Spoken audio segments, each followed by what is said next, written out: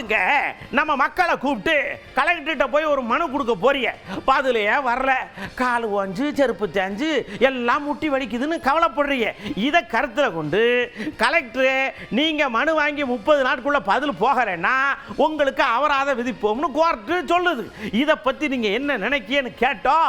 மக்களுக்கெல்லாம் பயங்கரமான சந்தோஷம். ஏன்னா செருப்பு தேயாது வருங்க. வரவேற்கத்தக்கது, இது வரவேற்க வேண்டிய விஷயம் தான். இது வரவேற்கத்தக்கது தான், வரவேற்கக்கூடியதாக தான் பார்க்குறோம்.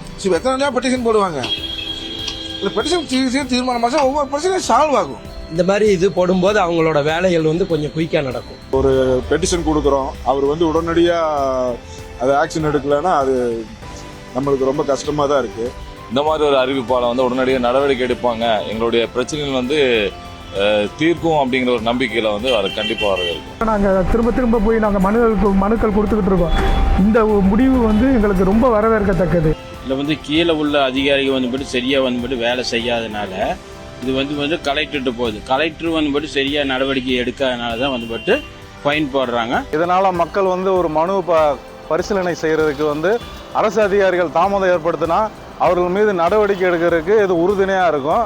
சில தீர்ப்புகள்லாம் பார்த்தீங்கன்னா 1 மாதத்துக்கு மேலே காலம் கடந்து அலைச்சல், கிராம மக்களுக்கெல்லாம் அலைச்சலாக ஏற்படுத்துகிற மாதிரி இருக்குது. அதுக்கெல்லாம் இது ஒரு சரியான தீர்வாக இருக்கும்னு நம்புகிறோம். தவறு பட்சத்தில் அபராதம் விதிக்கப்படும் என்கிற ஒரு அதிரடியான தீர்ப்பாக நாங்கள் பார்க்கிறோம். ஏழை மக்கள், பாமர மக்கள்லாம் இதுக்கு நல்ல ஒரு விஷயம். அந்த மனுக்கு உடனே தீர்வு கிடைக்கும். அது செயல்படுத்துகிற ஒரு நல்ல விஷயமா இருக்குது. நாங்கள் எல்லாருமே வரவேற்கிறோம். இதனால் நிறைய மக்கள் பயனடைவாங்க. எல்லாத்துக்கும் ரொம்ப சந்தோஷமானது. அதனால எந்த ஒரு பிரச்சனைக்கும் சீக்கிரமாகவே தீர்வு கிடைக்கும். அந்த மனுக்களுடைய நாட்கள் பொறுத்து இது ஈஸியாக முடிகிறதா இல்லை ரொம்ப நாள் ஆகுமாங்கிறது என்னன்னு தெரியல. நீதித்துறையுமே எச்சரிக்கை தான் கொடுத்துருக்காங்க, உத்தரவு பிறப்பிக்கலாம், அபராதம் வச்சு உத்தரவு பிறப்பிக்கணும். வெறும் எச்சரிக்கை மட்டும் போதுமானது அல்ல என்பதை எங்கள் கருத்தை நாங்கள் பதிவு பண்ணுறோம். உத்தரவாக பிரிக்க சொல்லி உயர்நீதிமன்றத்தை நான் சட்ட உரிமை கழகத்தின் சார்பாக நான் வரவேற்கிறேன். அதை உத்தரவாக பிறப்பிக்க வேண்டுமென வேண்டுகிறேன்.